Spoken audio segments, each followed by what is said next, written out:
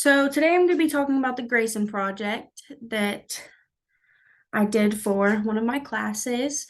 You might be able to hear Grayson in the background, so just be aware.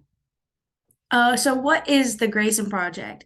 The Grayson Project is a social media marketing project that I controlled for 6 weeks on multiple different platforms: Facebook, Twitter, LinkedIn, Instagram, YouTube, and Pinterest. So I posted about my German Shepherd Grayson. My goal was to see how much support I could gain through just posting about my dog in a short 6 weeks. And about this picture was his cover photo on Facebook and I believe a couple other platforms. So, my social media marketing strategy was to post cute, funny, interesting photos and videos of my dog, Grayson.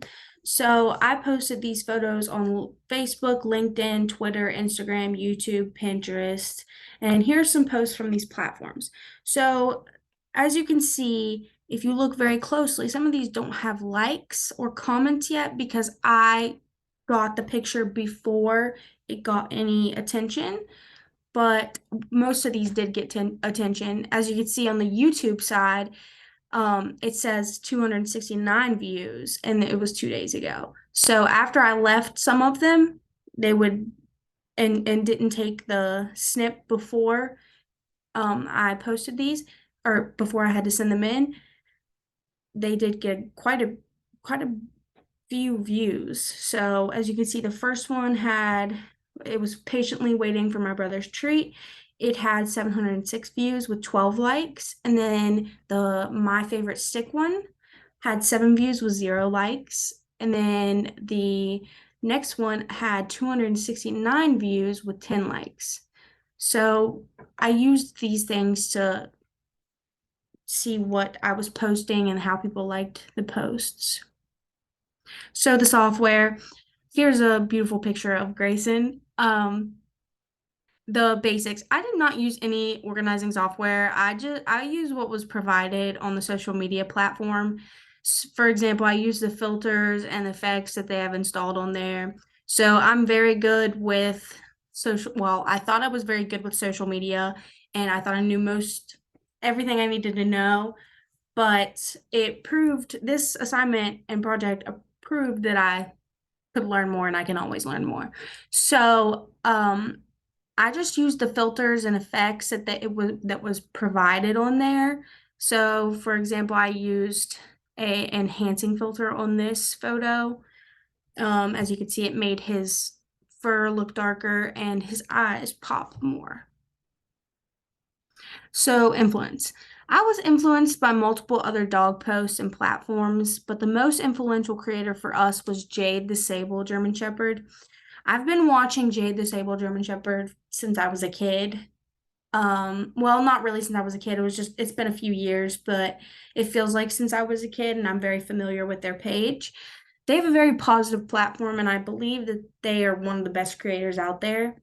So I might be a little biased, but I do feel like they are one of the best platforms, but they are also the ones that inspired me to get a German Shepherd.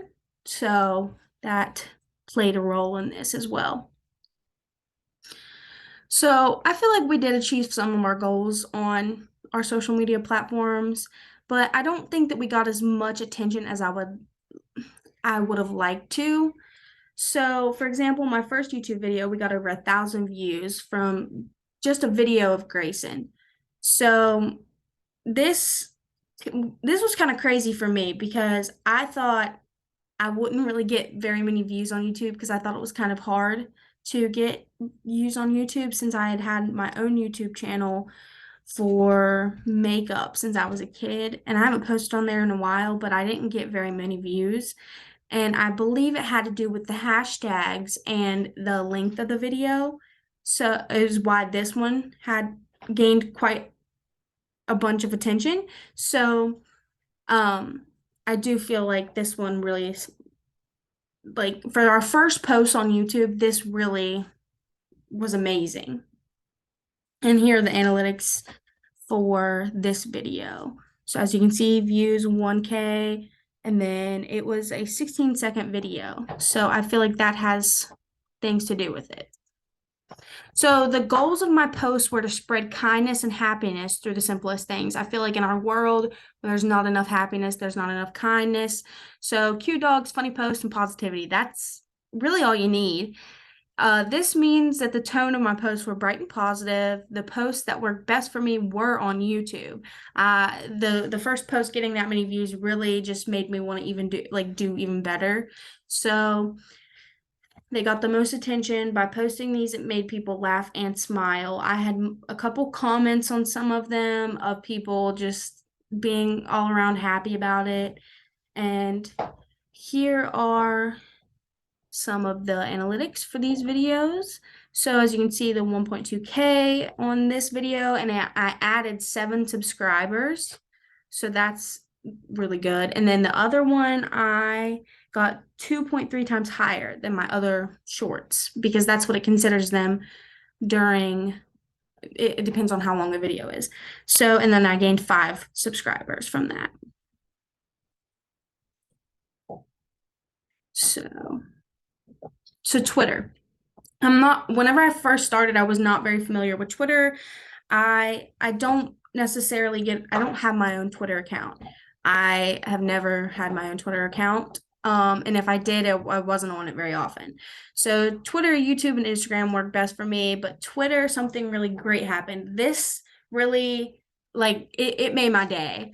BarkBox noticed our account. We tagged them in multiple posts and they replied. I was not thinking that they would reply since this was some of my first, like, I wasn't a big account yet. So I've never had this happen before. So this was a great moment. These channels also worked best for me because they were easy to navigate and gain attention on. So since I mentioned earlier, I had not had a Twitter account. It was very easy to navigate. But as you can see in this picture here, the picture is of Grayson holding his ball that he got from BarkBox, and he loves balls. Like, that's his favorite toy. So, and then BarkBox commented they said sounds like such a fun time. So I loved this. Even if it didn't get that much attention, it was still a good moment for us. So the analytics.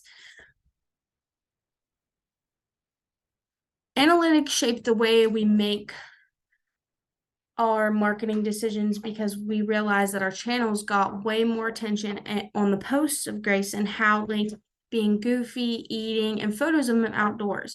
So I have a lot of followers on TikTok for a dog account. It's like over 1,000, way over 1,000. So I would take ideas from there and then post them and then create them on TikTok and then post them to YouTube. And I feel like those really got a lot of attention too, although some of them did get flagged because I didn't do the right sound with them.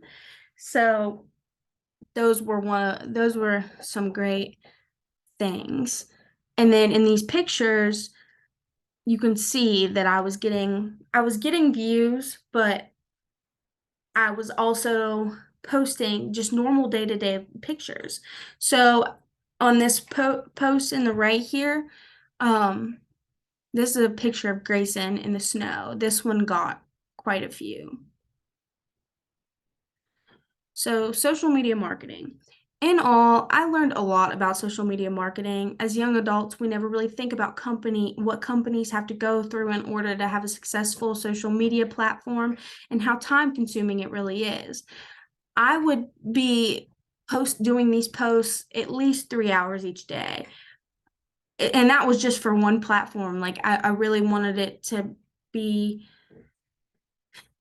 good. I didn't want to just post something and get it over with, you know? So promoting anything is hard, but when you're starting from scratch and you do not already have a following, it makes it even harder. So this was like a really big issue for me. I had trouble keeping positivity through this because I didn't have a following. I was starting from scratch. To succeed in social media marketing, you have to be relevant and stay on top of trends and everything. So as I'm getting older, I realize I don't stay on top of trends, but if you're going to be in this industry, you have to stay on top at all times. It really is a 24/7 job. I now have a higher respect for companies who have multiple platforms and continue to keep themselves relevant. And this is a picture of me and Grayson with his BarkBox ball in the bottom left corner. Thank you.